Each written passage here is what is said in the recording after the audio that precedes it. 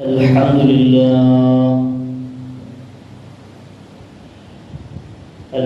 لله رب العالمين، والصلاة والسلام على رسوله الأمين وعلى آله وصحبه أجمعين. أما بعد، رب اشرح لي صدري ويسر لي أمري واحلل عقدة من لساني يفقهوا قولي، وما توفيقي إلا بالله عليه توكلت وإليه أنيب.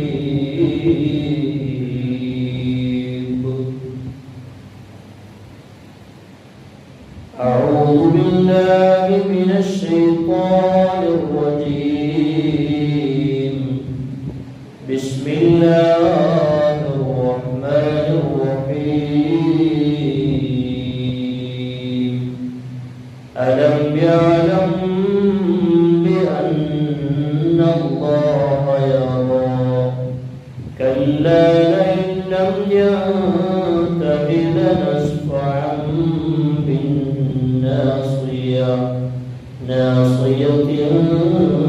كاذبة خاطئة. صدق الله العظيم. يا ربي بالمصطفى بلغ مقاصدنا واغفر لنا ما مضى يا واسع الكرم. صل على النبي المرسلين. സർവശക്തനും സർവാധിപതിയുമായ തമ്പുരാൻ, നമ്മുടെ ജീവിതത്തിന്റെ ഇന്നലകളിൽ സംഭവിച്ചു പോയ സകലമായ തെറ്റുകുറ്റങ്ങളും പുറത്തു മാപ്പാക്കി നൽകുമാറാവട്ടെ. ശേഷിക്കുന്ന ജീവിതം അവന്റെ തൃപ്തിയിലും പൊരുത്തത്തിലുമായി നയിച്ച് അവസാനം ഈ ലോകത്തോട് വിട പറയുമ്പോൾ പുഞ്ചിരിക്കുന്ന വദനത്തോടെ അല്ലാഹുവിനോടും അവന്റെ സൃഷ്ടിജാലങ്ങളോടുമുള്ള എല്ലാ ഹക്കുകളും വീട്ടിയ നിലയിൽ മരണം കൊള്ളുവാൻ മഹാഭാഗ്യം നാം ഓരോ അടിമകൾക്കും അല്ലാഹു നൽകി അനുഗ്രഹിക്കുമാറാവട്ടെ. നമ്മുടെ മാതാപിതാക്കൾ, ബന്ധുമിത്രാദികൾ, കൂട്ടുകുടുംബാദികൾ, അഭ്യുദയകാംക്ഷികൾ, ഗുണകാംക്ഷികൾ, ദുആ കൊണ്ട് വസിയത്ത് ചെയ്തവർ, ദീനിന്റെ വഴികളിൽ നമ്മെ സഹായിച്ചവർ, ഗുരുനാഥന്മാർ സർവർക്കും അല്ലാഹു മഗ്ഫിറത്തും റഹ്മത്തും നൽകി അനുഗ്രഹിക്കുമാറാവട്ടെ. അവരിൽ നിന്ന് മൺമറഞ്ഞു പോയവർക്ക് അല്ലാഹു മഗ്ഫിറത്തും റഹ്മത്തും സ്വർഗ്ഗപ്രവേശനവും നൽകി അനുഗ്രഹിക്കുമാറാവട്ടെ. വിശേഷായി പള്ളിയുടെ ചുറ്റുവട്ടങ്ങളിലും അന്ത്യവിശ്രമം കൊള്ളുന്ന കബറാളികൾ അല്ലാഹുവിന്റെ എല്ലാ മണ്ണറകളുടെ മണിയറകളാക്കി പരിവർത്തനപ്പെടുത്തി അനുഗ്രഹിക്കുമാറാവട്ടെ. നമ്മയും അവരെയും നാളെ അവന്റെ സൂര്യോൽപ സ്വർഗത്തിൽ അല്ലാഹു ചേർക്കുമാറാവട്ടെ. പ്രിയപ്പെട്ട സഹോദരങ്ങളെ, മഹാനായ യൂസുഫ് നബി അലൈഹിസ്സലാത്തു വസ്സലാം അല്ലാഹു തആല അപാരമായ സൗന്ദര്യം നൽകി ആദരിച്ചൊരു വ്യക്തിത്വമാണ്. ആദരപൂവായ റസൂലുള്ളാഹി സ്വല്ലല്ലാഹു അലൈഹി വസല്ലമ തങ്ങൾ മിഅ്റാജിന്റെ രാത്രിയിൽ അത്ഭുതങ്ങളിലൂടെ കടന്നു പോകുമ്പോൾ മഹാനായ ജിബ്രീൽ എന്ന സന്തത സഹചാരിയുമൊത്ത് യാത്ര ചെയ്യുമ്പോൾ ഓരോ ആകാശങ്ങളും കടന്നുകൊണ്ട് മൂന്നാം ആകാശത്തേക്ക് എത്തിച്ചേരുമ്പോൾ അവിടെ നിന്നും മഹാനായ ജിബ്രീൽ അലൈഹിസ്സലാത്തു വസ്സലാം മൂന്നാം ആകാശത്തിന്റെ വാതിലിന്റെ സമീപത്ത് നിന്നിട്ട് വിളിച്ചു പറഞ്ഞു, വാതിൽ തുറക്കണം. ഈ സമയത്ത് വാതിലിന്റെ അകത്തു നിന്നും വെളിവന്നു ചോദ്യം വന്നു, ആരാണ് നിങ്ങൾ? ഈ സമയത്ത് മഹാനായ ജിബ്രീൽ അലൈഹിസ്സലാം പറഞ്ഞു, അത്രേ, ഞാൻ ജിബ്രീലാണ്. എന്റെ കൂടെയുള്ളത് ഹബീബായ റസൂലുള്ളാഹി സ്വല്ലല്ലാഹു അലൈഹി വസല്ലമ തങ്ങളാണ്, അല്ലാഹുവിന്റെ തിരുദൂതരാണ് എന്ന് വിശേഷിപ്പിക്കുകയാണ്, വിവരിക്കുകയാണ്. ഈ സമയത്താണ് മൂന്നാം ആകാശത്തിന്റെ വാതിലുകൾ തുറക്കുന്നത്. മൂന്നാം ആകാശത്തിന്റെ വാതിലുകൾ തുറക്കുമ്പോൾ അവിടെ നിൽക്കുന്നതാരെന്നറിയുമോ? മഹാനായ യൂസുഫ് നബി അലൈഹിസ്സലാത്തു വസ്സലാം. സുന്ദരനാണ്, സുമുഖനാണ്. ഈ ഹദീസിൽ തന്നെ കാണാൻ കഴിയും, ലോകത്ത് മനുഷ്യകുലത്തിന് നൽകിയ സൗന്ദര്യത്തിന്റെ പകുതി തന്നെയും അള്ളാഹു നൽകി ആദരിച്ചൊരു വ്യക്തിത്വമാണ് മഹാനായ റസൂലുള്ളാഹി സ്വല്ലല്ലാഹു അലൈഹി വസല്ലം തങ്ങൾ പരിചയപ്പെടുത്തുകയാണ് അവിടെ യൂസുഫ് നബി എന്ന്. യൂസുഫ് നബിക്ക് വല്ലാത്ത സൗന്ദര്യമായിരുന്നു. ആ സൗന്ദര്യം ലോക മനുഷ്യ കുലത്തിന്റെ സൗന്ദര്യത്തെ പകുതിയാക്കി രണ്ടായിട്ട് ഭാഗിച്ചാൽ അതിൽ ഒരു പകുതി കിട്ടിയിരിക്കുന്നത് യൂസുഫ് നബിക്കാണ് എന്ന് പരിശുദ്ധ റസൂലിന്റെ ഹദീസിൽ നിന്നും വ്യക്തമാണ്. അതുകൊണ്ടാണല്ലോ മിസ്റിന്റെ കുലീനയായ സൗന്ദര്യവതിയായ സലീഹ പോലും മഹാനായ യൂസുഫ് നബി ആഗ്രഹിച്ചു പോയത്.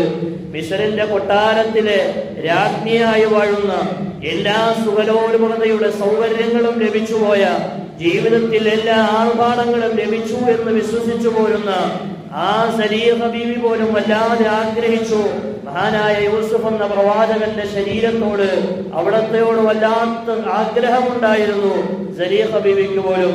എന്റെ പ്രിയപ്പെട്ട സഹോദരങ്ങളെ, അവർ ആഗ്രഹിച്ചിരുന്നു ഏതെങ്കിലും ഒരു സമയത്ത് തന്റെ ഭർത്താവാകുന്ന അസീസ് ഒന്ന് പുറത്തുപോയാൽ ആ യൂസുഫിനെ തന്റെ വരുതിയിലാക്കണം എന്ന് ആഗ്രഹിച്ചിരുന്നു. അവർക്കൊരു ഊഴമെത്തി.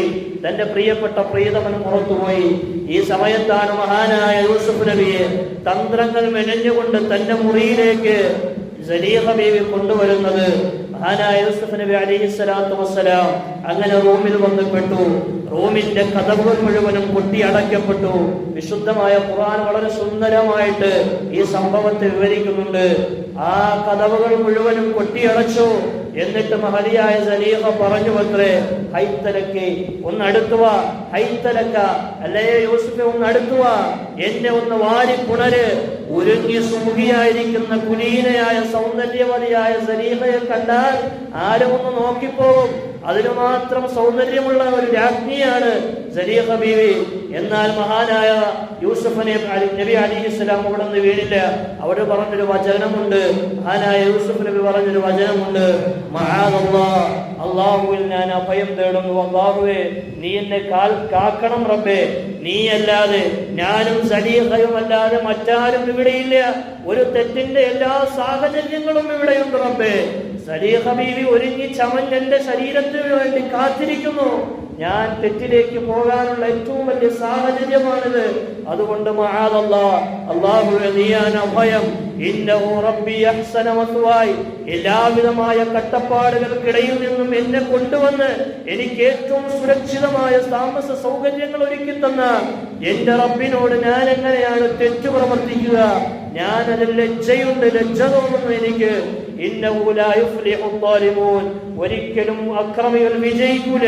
അക്രമികൾ അല്ലാഹു തആല വിജയത്തെ കടുപ്പിക്കുകയില്ല എന്ന് മഹാനായ യൂസുഫ് എന്ന പ്രവാചകൻ അവിടെ നിന്ന് വിളിച്ചു പറഞ്ഞു പോയി. എങ്കിൽ എന്റെ പ്രിയപ്പെട്ട സഹോദരങ്ങളെ, തെറ്റുകളുടെ സാഹചര്യങ്ങൾ നമുക്ക് മുമ്പിൽ ഉണ്ടാവും. പക്ഷേ ലജ്ജ എന്ന് പറയുന്ന സ്വഭാവം നമ്മിൽ നിന്നും നഷ്ടപ്പെട്ടു. അതുകൊണ്ടാണ് നമ്മുടെ ഈമാൻ നഷ്ടപ്പെട്ടു പോയത്. മഹാന്മാര് പഠിപ്പിക്കുന്നുണ്ടല്ലോ, ലജ്ജയും ഈമാനും ഒരുമിച്ച് നിൽക്കണം. അത് രണ്ടും ഉള്ള ഒരു മനുഷ്യനെ സംബന്ധിച്ചിടത്തോളം അവൻ വിജയിയാണ്. കാരണം ലജ്ജ നഷ്ടപ്പെട്ടാൽ ഈമാൻ നഷ്ടപ്പെട്ടു. ഇനി ഈമാൻ ഇല്ലെങ്കിലോ അവന്റെ ഉള്ളിൽ നിന്നും ലജ്ജയും പുറത്തു പോകുമെന്ന് മഹാന്മാര് പഠിപ്പിച്ചത് കൊണ്ടാണ്. എന്റെ പ്രിയപ്പെട്ട സഹോദരങ്ങളെ, തെറ്റുകൾക്കുള്ള അവസരം നമുക്ക് മുമ്പിൽ വരുമ്പോ ലജ്ജയോടെ, റബ്ബേ നീ തന്ന കണ്ണാണ്, നീ തന്ന കൈകളാണ്, നീ തന്ന കാലുകളാണ്, എന്റെ ഓരോ അവയവങ്ങളും ചലിപ്പിക്കുന്നത് നിന്റെ അനുഗ്രഹവും ഔദാര്യവും കൊണ്ട് മാത്രമാണ്. ഒരു നിമിഷം ഇതിനെ നിശ്ചലമാക്കാൻ നീ തീരുമാനിച്ചാൽ മറ്റാർക്കും മറ്റൊന്നിനും സാധ്യമല്ല എന്ന് തിരിച്ചറിഞ്ഞാൽ അവന്റെ മുമ്പിൽ ലജ്ജയോടെ ഭയത്തോടെ മാറി നിൽക്കാൻ ഒരു അടിമയ്ക്ക് കഴിഞ്ഞാൽ അവന്റെ ഈമാൻ സുന്ദരമായി, അവന്റെ ഈമാൻ സുന്ദരമായി, അവന്റെ പ്രവർത്തനങ്ങൾ മൂല്യവത്തായി. അല്ലേ? മഹതിയായ സലീഹ യൂസുഫ് നബി അലൈഹിസ്സലാത്തു വസ്സലാമിനെ ആ കൊട്ടാരത്തിന്റെ മുറിക്കുള്ളിൽ കൊണ്ടുവന്നു. ആ സമയത്ത് സലീഹ ബീവി ചെയ്തൊരു പ്രവൃത്തിയുണ്ട്. സലീഹ ബീവി ആരാധിക്കുന്ന ഒരു വിഗ്രഹം ആ റൂമിന്റെ ഉള്ളിലുണ്ട്. ആ ആരാധിക്കുന്ന വിഗ്രഹത്തിന്റെ അടുത്ത് ചെന്നിട്ട് സലീഹ ബീവി റൂമിന്റെ വാതിലുകൾ മുഴുവനും പൂട്ടിയിട്ട് താക്കോൽ എടുത്തതിന് ശേഷം അവിടെ ഉണ്ടായിരുന്ന ഒരു തുണിക്കഷ്ണം കൊണ്ടുവന്ന് ആ വിഗ്രഹത്തെ മൂടുന്നു. മഹാനായ യൂസുഫ് നബി അലൈഹിസ്സലാത്തു വസ്സലാമിന് വല്ലാത്ത കൗതുകം. ചോദിച്ചു, അല്ലയോ സലീഹ, നീ എന്താണ് ചെയ്യുന്നത്? നീ ഈ വിഗ്രഹത്തെ മൂടി വെക്കുകയാണോ? ഈ സമയത്ത് സലീഹ ബീവി പറഞ്ഞൊരു മറുപടിയുണ്ട്, അസ്തഹീ മിൻ ഇലാഹി അയ്യറാനി, ഞാൻ ചെയ്യുന്നത് തെറ്റായ പ്രവർത്തനമാണല്ലോ, ഞാൻ ആരാധിക്കുന്ന ഈ വിഗ്രഹം എന്നെ കണ്ടുകൊണ്ടിരിക്കെ ഞാൻ ഈ തെറ്റുകൾ പ്രവർത്തിക്കുന്നതിന് ഞാൻ വിസമ്മതിക്കുന്നു, ഞാൻ ലജ്ജിക്കുന്നു, എനിക്ക് വല്ലാത്ത ലജ്ജ തോന്നുന്നു എന്ന് മഹദിയായ സലീഖ ബീവി അവിടുന്ന് പറയുന്നു. മഹാനായ യൂസുഫ് നബി അലൈഹിസ്സലാത്തു വസ്സലാം പറയുന്നത് എന്തെന്നറിയുമോ? അന്തി തസ്തഹീന മിൻ സ്വനമിൻ ലാ യഅകുലു വലാ യശ്റബു വലാ യറാ. ഒന്നിനെയും കാണാൻ കഴിയാത്ത, വെള്ളം കുടിക്കാൻ കഴിയാത്ത, ഭക്ഷിക്കാൻ കഴിയാത്ത, ഒന്നിനും ഒരു കഴിവുമില്ലാത്ത ഈ വിഗ്രഹത്തിനെ കണ്ടിട്ടാണ് നീ ലജ്ജിക്കുന്നതെങ്കിൽ ഞാനാണ് ഏറ്റവും അർഹൻ. എന്റെ രക്ഷിതാവായ തമ്പുരാൻ ഇതെല്ലാം കണ്ടുകൊണ്ടിരിക്കുന്നുണ്ട്. എന്റെ യജമാനനായ തമ്പുരാൻ എന്നെയും നിന്നെയും വീക്ഷിച്ചു കൊണ്ടിരിക്കുന്നുണ്ട്. അല്ലദീ ഹുവ ഖായിമുൻ അലാ കുല്ലി നഫ്സിൻ ബിമാ കസബത്. ഓരോ മനുഷ്യന്മാരും പ്രവർത്തിക്കുന്ന എല്ലാ പ്രവർത്തനങ്ങളെ കുറിച്ചും അവൻ അറിഞ്ഞുകൊണ്ടിരിക്കുന്നു. ഞാൻ ഈ കാര്യത്തിന് വഴങ്ങിയാൽ, നിന്റെ ഇംഗിതത്തിന് ഞാൻ വഴങ്ങിക്കഴിഞ്ഞാൽ എന്റെ രക്ഷിതാവെന്നെ കണ്ടുകൊണ്ടിരിക്കുന്നു എന്ന് മഹാനായ യൂസുഫ് നബി അലൈഹിസ്സലാത്തു വസ്സലാം പറയുകയാണ്.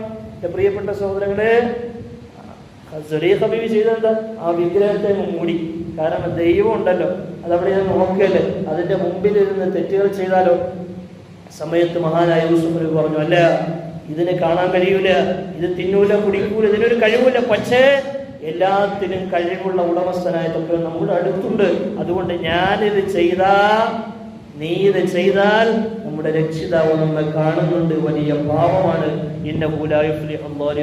അല്ല വെറുതെ വിടൂല, അക്രമികളെ അല്ല വെറുതെ വിടൂല, അവര് വിജയിക്കൂല എന്ന് മഹാനായ യൂസുഫ് നബി അലൈഹിസ്സലാത്തു വസ്സലാം അവിടുന്ന് പറഞ്ഞു കൊടുത്തുവെങ്കിൽ ഈ ഒരു ചിന്ത ഒരു വിശ്വാസിയിൽ എപ്പോഴും ഉണ്ടാവും. ഒരു ലജ്ജ വേണം, അല്ലെ?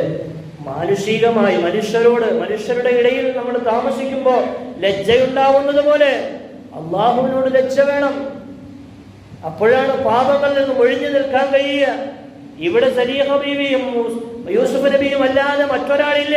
പക്ഷേ അള്ളാഹുവാകുന്ന യജമാനാകുന്ന തമ്പുരാൻ, എല്ലാത്തിന്റെയും സൃഷ്ടി സംഹാരകൻ തന്നെ കണ്ടുകൊണ്ടിരിക്കുന്നു എന്നുള്ള ബോധ്യം, ആ ബോധ്യത്തിലാണ് മഹാനായ യൂസുഫ് നബി അലൈഹിസ്സലാം ആ തെറ്റിൽ നിന്നും പിന്മാറിയതെങ്കിൽ എന്റെ പ്രിയപ്പെട്ട സഹോദരങ്ങളെ, ഞാനും നിങ്ങളും ഓരോ നിമിഷവും ഈ ചിന്തയിലായിരുന്നാൽ തെറ്റുകളിൽ നിന്ന് നമ്മൾ സുരക്ഷിതമാവും. മഹാനായ ജുനൈദുൽ ബാഗ്ദാദി റഹ്മത്തുള്ളാഹി അലൈഹി വലിയ സൂഫിയാൻ മഹാനവറുകളോട് ഒരിക്കൽ ചോദിക്കപ്പെട്ടു, എന്താണ് ലജ്ജ? മഹാനവറുകൾ പറഞ്ഞു, അൽ ഹയാഉ ഹുവ റഖിയത്തുൽ ആലാ. ഹയാ എന്ന് പറഞ്ഞാൽ, ലജ്ജ എന്ന് പറഞ്ഞാൽ അള്ളാഹു നമുക്ക് തന്നിരിക്കുന്ന അനുഗ്രഹം ഉണ്ടല്ലോ, ആ അനുഗ്രഹങ്ങളെയൊക്കെ നമ്മൾ കാണണം. എനിക്ക് കണ്ണ് തന്നു, മറ്റുള്ള ആളുകളെ നോക്കിയാൽ മതി. ഒരുപാട് ആളുകൾ ഒരുപാട് പരിമിതികൾ നമ്മൾ നടുപ്പെടുത്തു. ആ പരിമിതികൾ നോക്കിയിട്ട് നമ്മൾ നമ്മളിലേക്കൊന്ന് നോക്ക്. എനിക്ക് ഇന്ന അനുഗ്രഹങ്ങളെല്ലാം എൻ്റെ റബ്ബ് തന്നു. എന്നിട്ട് മാത്രമല്ല, നിന്റെ പാപങ്ങളെ കുറിച്ച് നീ ചിന്തിക്കണം.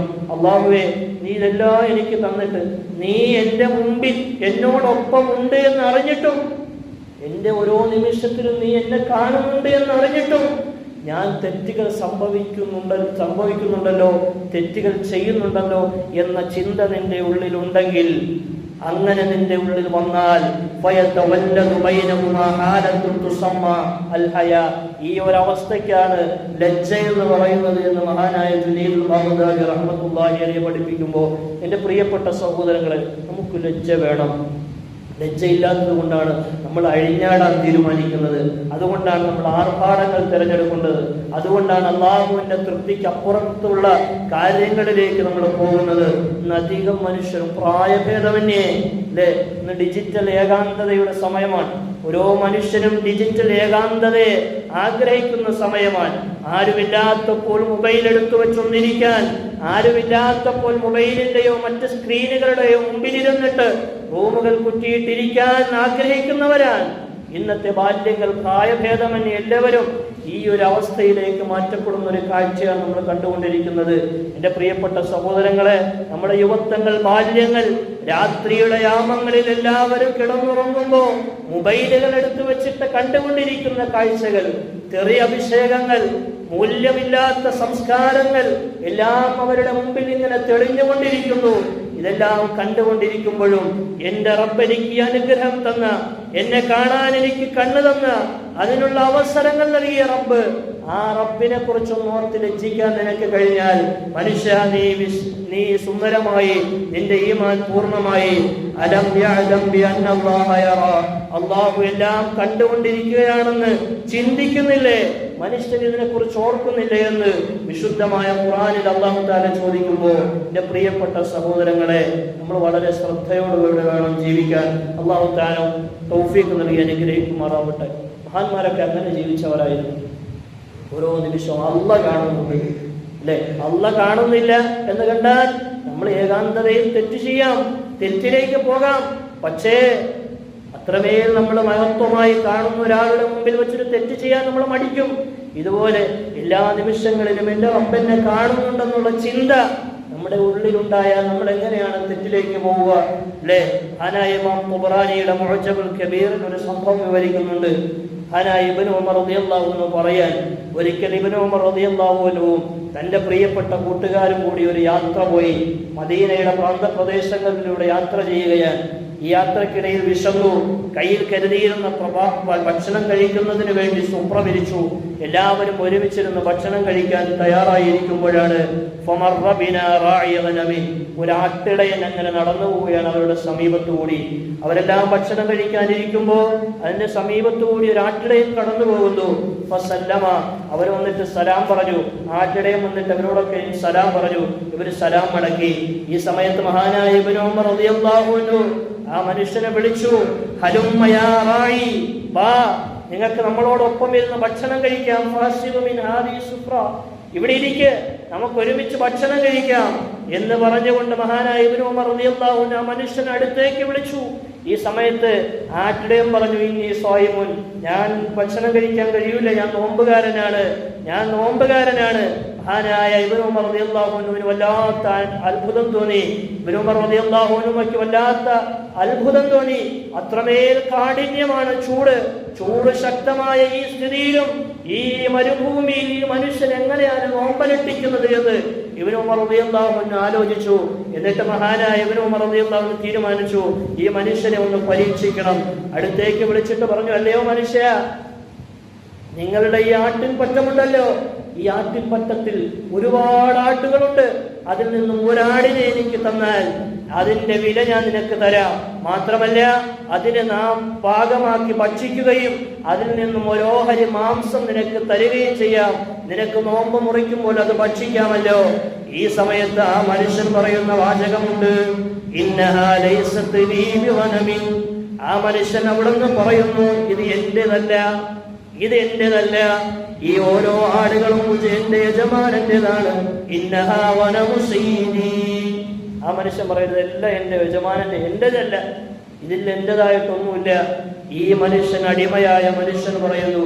ഈ സമയത്ത് മഹാനായ ഇബ്നു ഉമർ റളിയല്ലാഹു അൻഹു അവിടുന്ന് പരീക്ഷിക്കാൻ വേണ്ടി പറഞ്ഞു, ഫമാ അസാ അൻ യഖൂല ലക സയ്യിദു ഇൻ ഫഖദഹാ.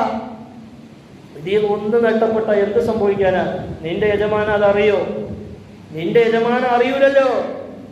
ഇതിൽ നിന്നും ഒന്ന് നഷ്ടപ്പെട്ട ഒന്നും സംഭവിക്കൂലല്ലോ. ഇനി ഒരു പക്ഷേ നിന്റെ യജമാനൻ എങ്ങാനും അറിഞ്ഞാൽ ആ യജമാനനോട് നീ പറയണം, അത് ചെന്നായ പിടിച്ചു എന്ന് പറയണം. ഇതിൽ നിന്നും ഒന്ന് നിനക്ക് നഷ്ടപ്പെട്ടാൽ അതിനെ ചെന്നായ ഭക്ഷിച്ചു എന്ന് നിനക്ക് പറയാമല്ലോ. ഈ സമയത്ത് മഹാനായ ഇബ്നു ഉമർ റളിയല്ലാഹു അൻഹുമയിൽ നിന്നും ആ മനുഷ്യൻ തിരിഞ്ഞു നടക്കുകയാണ്.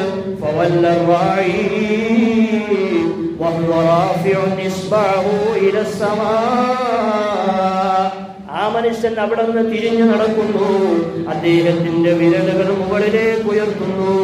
ആ ചൂണ്ട് വിരൽ അദ്ദേഹത്തിന്റെ വിരൽ മുകളിലേക്ക് ഉയർത്തിയിട്ട് അവിടെ നിന്ന് പറയുന്നൊരു വചനമുണ്ട്, ഫൈന അല്ലാഹ്, ഞാനെങ്ങനെ നിങ്ങൾക്ക് തന്നാൽ എന്റെ ആട്ടിൻ പറ്റത്തിൽ നിന്നും ഒരാട്ടിനെ എന്റെ യജമാനൻ പോലും അറിയാതെ നിങ്ങൾക്ക് തന്നാൽ നിങ്ങൾ എനിക്ക് ഒരു പക്ഷേ മാംസം തരും, അതിൽ നിന്നും വില തരും. പക്ഷേ ഫൈന അല്ലാഹ്, എന്റെ റബ്ബെന്നെ കാണുന്നുണ്ടല്ലോ, എന്റെ റബ്ബെന്നെ വീക്ഷിക്കുന്നുണ്ടല്ലോ, എന്റെ അല്ലാഹു എവിടെയാണ്? പിന്നെ മഹാനായ ഈ ആട്ടിടയന്റെ വർത്തമാനം കേട്ടിട്ട് മഹാനായ ഇബ്നു ഉമർ റളിയല്ലാഹു അൻഹു സ്തബ്ധനായിരുന്നു. അവിടെന്നറിയാതെ പറഞ്ഞുപോയി, അയ്ന അല്ലാഹ്, എവിടെ അല്ലാഹ്? അല്ലാഹ് നമ്മളോടൊപ്പം ഉണ്ടല്ലോ, ഞാൻ ഇതെന്താ ചിന്തിക്കാത്തേ? തമാശയ്ക്കാണ്, പരീക്ഷിക്കാൻ വേണ്ടിയാണ് മഹാനായ ഇബ്നു ഉമർ റളിയല്ലാഹു അൻഹു ഇത് ചെയ്തതെങ്കിലും ഈ ആട്ടിടയൻ പറഞ്ഞ ഈ വർത്തമാനം ഇബ്നു ഉമർ റളിയല്ലാഹു അൻഹുയുടെ മനസ്സിൽ വല്ലാതെ കൊണ്ടു. ഈ വർത്തമാനം മഹാനവർക്ക് വല്ലാതെ ഇഷ്ടപ്പെട്ടു. മഹാനവർക്ക് നേരെ ചെന്നു, മദീനയിലേക്ക് തിരിച്ചു നിന്നിട്ട് ഈ മനുഷ്യന്റെ ഉടമയെ കണ്ട ആറ്റിൻപറ്റങ്ങളെ എല്ലാം വിലയ്ക്ക് വാങ്ങി, ഈ അടിമയെയും അതിനോടൊപ്പം വിലയ്ക്ക് വാങ്ങി അദ്ദേഹത്തിനെ മോചിപ്പിച്ചിട്ട് ഈ അടിമയ്ക്ക് ഈ ആറ്റിൻപറ്റങ്ങളെ കൊടുത്തു എന്ന് സമൂഹത്തിൽ പറയുന്നത് കാണാം. എന്റെ പ്രിയപ്പെട്ട സഹോദരങ്ങളെ, ലജ്ജയുണ്ടാവണം നമുക്ക്. ഓരോ നിമിഷത്തിലും എനിക്ക് അവയവങ്ങൾ തന്ന എന്റെ റബ്ബെന്നെ കാണുന്നുണ്ട് എന്നുള്ള ചിന്ത നമുക്കുണ്ടായാൽ പാപങ്ങളിൽ നിന്ന് സുരക്ഷിതമായിട്ട് ജീവിക്കാൻ നമുക്ക് കഴിയും. അങ്ങനെയെങ്കിൽ ഒരു പക്ഷേ പള്ളിയുടെ മിനാരങ്ങളിൽ നിന്നും ബാങ്ക് കേൾക്കുമ്പോൾ പള്ളിയുടെ സമീപസ്ഥനാണ്, നമസ്കരിക്കാൻ കഴിവുള്ളവരാണെങ്കിൽ പോലും നമ്മൾ ഒരിക്കലും അള്ളാഹുവിന്റെ ആ വിളിയെ കേട്ടിട്ട് വീട്ടിലേക്ക് പോകൂല. അള്ളാഹുവിന്റെ ആ വിളിയെ വകഞ്ഞു മാറ്റിയിട്ട് നമ്മുടെ ജീവിത കാര്യങ്ങൾക്ക് വേണ്ടി ഓടൂല.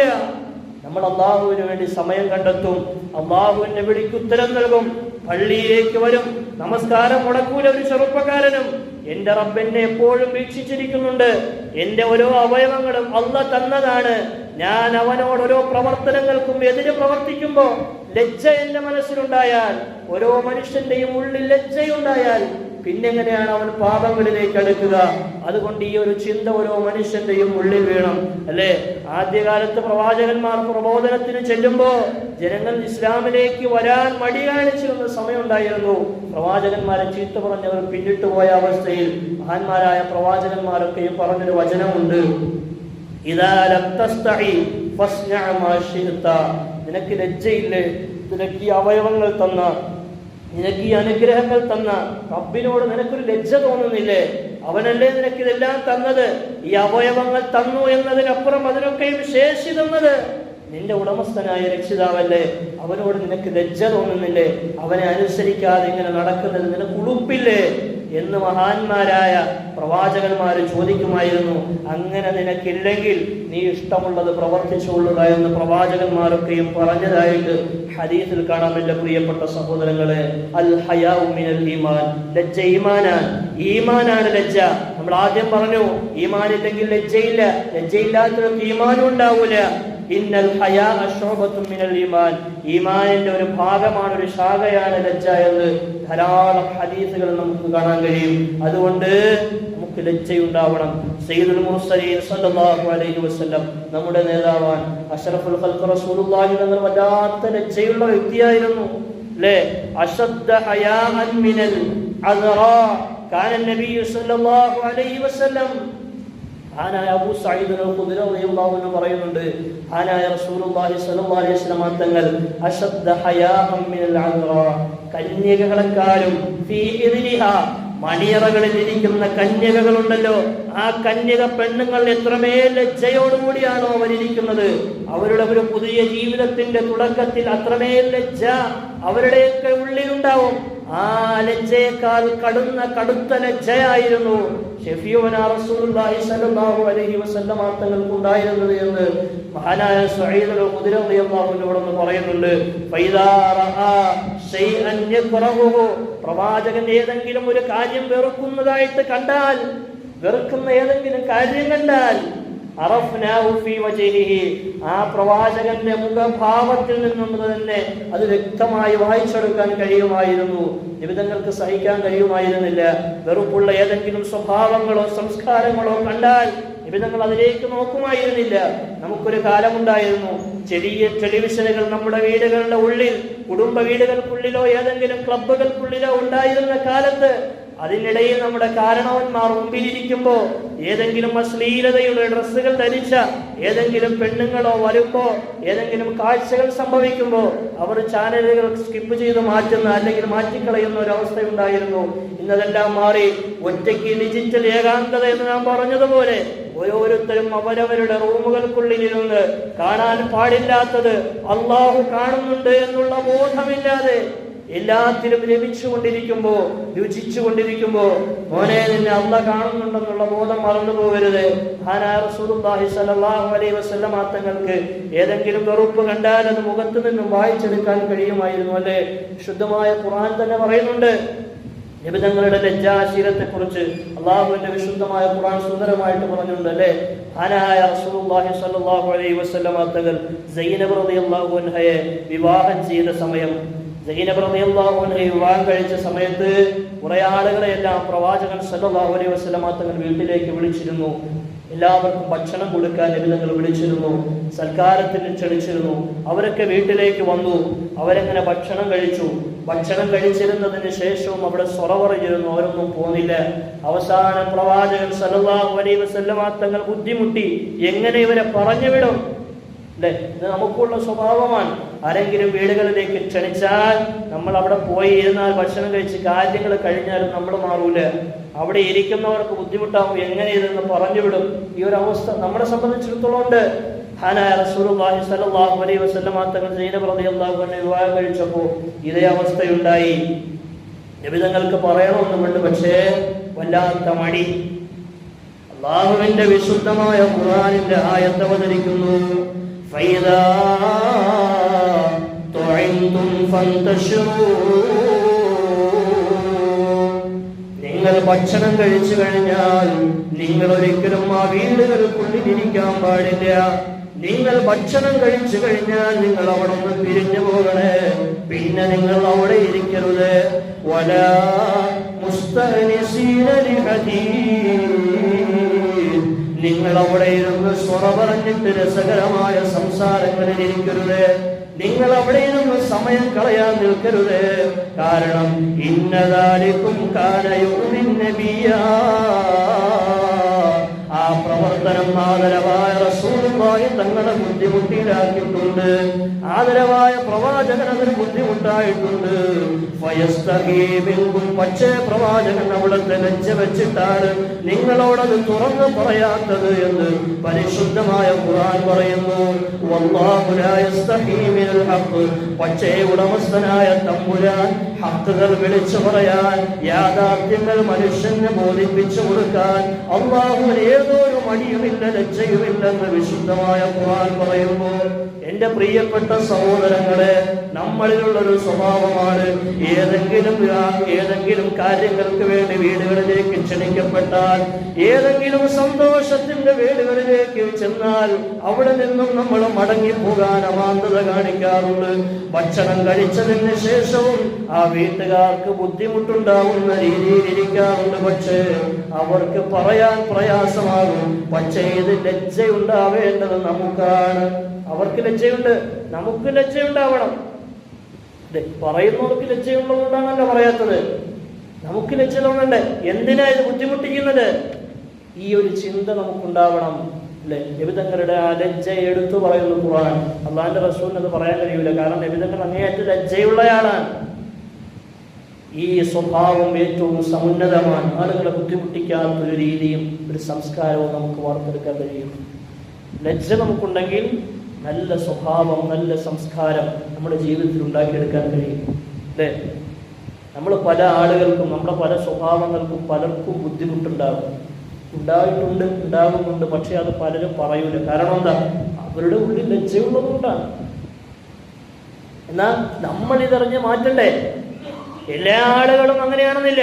ചില കാര്യങ്ങൾ ചില ആളുകൾ നമ്മുടെ അടുത്ത സുഹൃത്തുക്കൾക്ക് അതൊരു പ്രശ്നമാകൂല.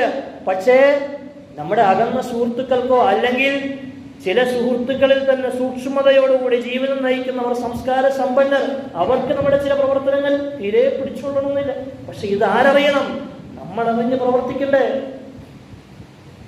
മഹാനായ ഉസ്മാൻ ഇബ്നു അഫ്ഫാൻ റളിയല്ലാഹു അൻഹു, അല്ലാഹുവിന്റെ റസൂൽ സ്വല്ലല്ലാഹു അലൈഹി വസല്ലം തങ്ങൾ ഒരു ദിവസം കിടക്കുകയാണ്. ആയിഷ ബീവി റളിയല്ലാഹു അൻഹ പറയുന്നു, മഹാനായ റസൂലുള്ളാഹി സ്വല്ലല്ലാഹു അലൈഹി വസല്ലം തങ്ങൾ ഇങ്ങനെ കിടക്കുമ്പോൾ നബി തങ്ങളുടെ തുടയുടെ ഭാഗം അല്ലെങ്കിൽ മടമ്പിന്റെ ഭാഗം ഇങ്ങനെ വെളിവായിട്ട് കിടക്കുകയാണ്. നബി തങ്ങൾ കിടക്കുകയാണ്, തുടയുടെ അല്പഭാഗം ഇങ്ങനെ തുറസായി കിടക്കുന്നുണ്ട്. ഈ സമയത്താണ് മഹാനായ അബൂബക്കർ സിദ്ദീഖ് റളിയല്ലാഹു അൻഹു വരുന്നത്. നബി തങ്ങളുടെ അടുക്കൽ വന്നു വീടിന്റെ പുറത്ത് നിന്നിട്ട് അനുവാദം ചോദിച്ചു, നബിയെ വരട്ടെ അകത്ത്. ഫാദിനലഹു ആദരപൂവായ റസൂലുള്ളാഹി സ്വല്ലല്ലാഹു അലൈഹി വസല്ലം തങ്ങൾ കയറിവ. മഹാനായ അബൂബക്കർ സിദ്ദീഖ് റളിയല്ലാഹു അൻഹു കടന്നു വന്നു. വഹുവ അലാ തിൽകൽ ഹാൽ, നബി തങ്ങൾ ഏത് അവസ്ഥയിലാണോ ഉണ്ടായിരുന്നത് അതേ അവസ്ഥയിൽ തന്നെ കിടക്കുകയാണ്. അങ്ങനെ പ്രവാചകൻ സല്ലല്ലാഹു അലൈഹി വസല്ലം തങ്ങൾ അബൂബക്കർ സിദ്ദീഖ് റളിയല്ലാഹു അൻഹുവിനോട് സംസാരിച്ചിരുന്നു. കുറച്ചു കഴിഞ്ഞപ്പോ മഹാനായ ഉമർ ഇബ്നുൽ ഖത്താബ് റളിയല്ലാഹു അൻഹു കടന്നു വന്നു. അവിടുന്ന് നബി തങ്ങളോട് അനുവാദം തേടി. നബി തങ്ങൾ പറഞ്ഞു, കടന്നു വാ. മഹാനായ ഉമർ ഇബ്നുൽ ഖത്താബ് റളിയല്ലാഹു അൻഹു വീടിന്റെ ഉള്ളിലേക്ക് കടന്നു വന്നു. വഹുവ കദാലിക,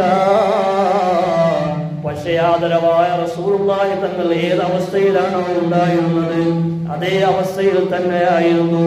എന്നിട്ട് അവിടെ നിന്ന് ഉമർ ഇബ്നുൽ ഖത്താബ് റളിയല്ലാഹു അൻഹുമായിട്ട് സംസാരിച്ചു.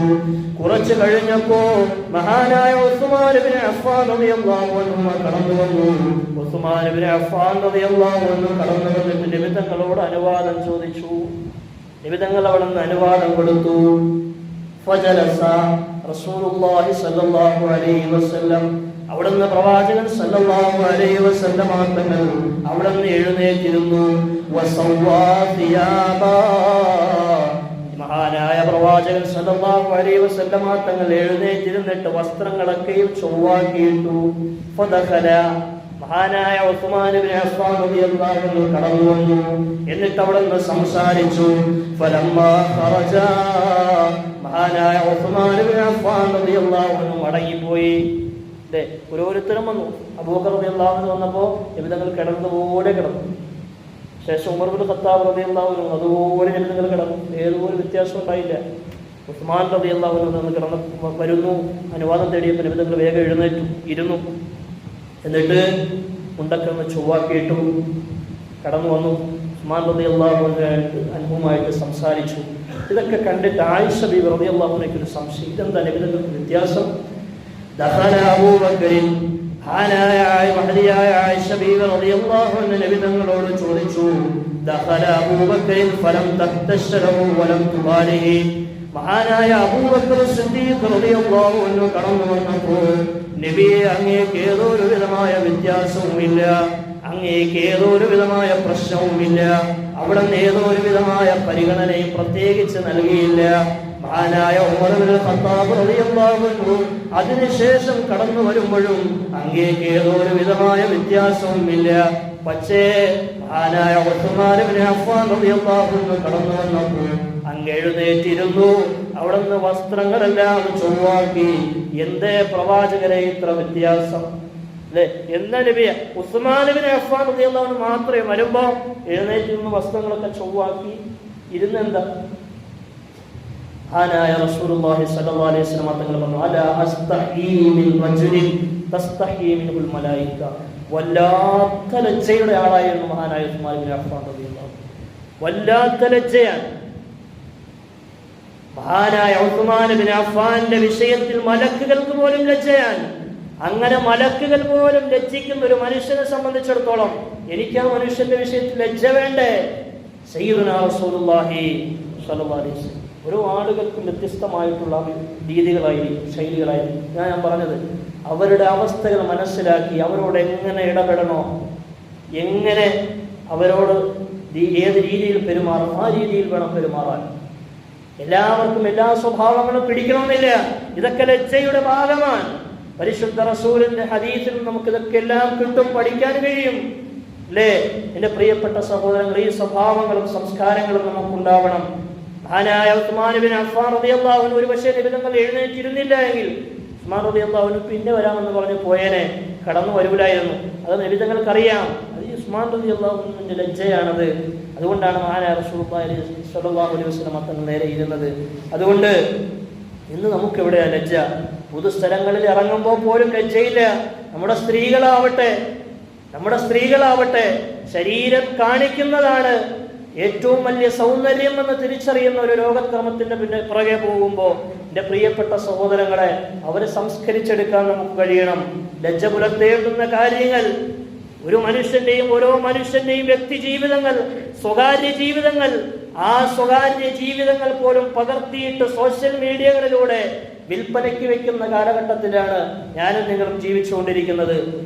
നമ്മുടെ എല്ലാം ജീവിതങ്ങൾ കച്ചവടച്ചരക്കുകളായി മാറുമ്പോൾ, ഓരോ മനുഷ്യന്റെയും ജീവിതം കച്ചവടച്ചരക്കാക്കി സ്വയമേ മാറ്റുമ്പോൾ, എൻ്റെ പ്രിയപ്പെട്ട സഹോദരങ്ങളെ, അൽ ഈമാനു മിനൽ ഹയാഉ മിനൽ ഈമാൻ, പ്രവാചകൻ സല്ലല്ലാഹു അലൈഹി വസല്ലം തങ്ങൾ പഠിപ്പിച്ച വചനം മറന്നു പോകരുത്.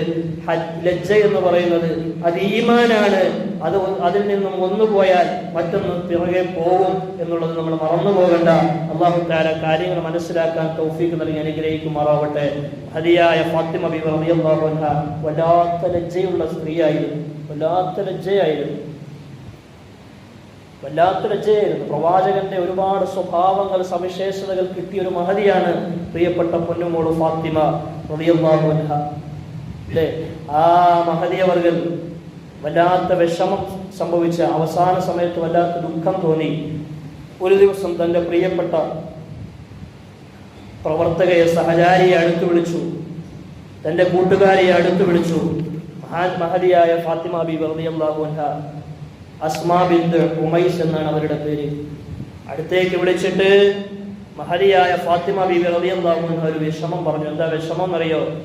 നമ്മുടെ നാടിൽ ഓരോരുത്തരും മരിക്കുമ്പോൾ, സ്ത്രീകൾ മരിക്കുമ്പോഴും അവരെ പൊതിഞ്ഞതിന് ശേഷം അവരെ കട്ടിലിൽ കിടത്തി കൊണ്ടുപോകുമ്പോൾ അവരുടെ ശരീരത്തിന്റെ മുകളിൽ ഒരു തുണി വിട്ട് മറയ്ക്കാറുണ്ട്. പക്ഷേ ആ മറയാകുന്നില്ല. ആ മറയിലും അവരുടെ എല്ലാം ശരീരങ്ങളുടെ ആകാര സൗട്ടവും വെളിവാകുന്നുണ്ടല്ലോ എന്ന് മഹദിയായ ഫാത്തിമ ബീവി റളിയല്ലാഹു അൻഹ തന്റെ പ്രിയപ്പെട്ട കൂട്ടുകാരിയെ വിളിച്ചിട്ട് പരാതി പറയുന്നു. എന്നിട്ട് മഹദിയായ ഫാത്തിമ ബീവി റളിയല്ലാഹു അൻഹ പറയുന്നു, ഇതെനിക്ക് വല്ലാത്ത വെറുപ്പുള്ളൊരു കാര്യമാണ്, ഇതെനിക്ക് വല്ലാത്ത വിഷമമുള്ളൊരു കാര്യമാണെന്ന് പ്രിയപ്പെട്ട അസുമായ വിളിച്ചിട്ട് പറയുന്നു. ഇത് കാണുമ്പോൾ ഓരോ പുരുഷന്മാരും അവരുടെ കണ്ണുകൾ കൊണ്ട് നോക്കിയാൽ ഓരോ പെണ്ണിന്റെയും ആകാര സൗട്ടവും വെളിവാകുമല്ലോ. വല്ലാത്ത വിഷമമുണ്ടെന്ന് പറയുമ്പോ കൂട്ടുകാരിയായ അസുമാവി പറയുന്നു, അല്ലാഹുവിന്റെ റസൂലിന്റെ പ്രിയപ്പെട്ട പൊന്നുമോളെ, ഞാൻ നിനക്കൊരു കാര്യം അറിയിച്ചു തരട്ടെയോ? ഞാൻ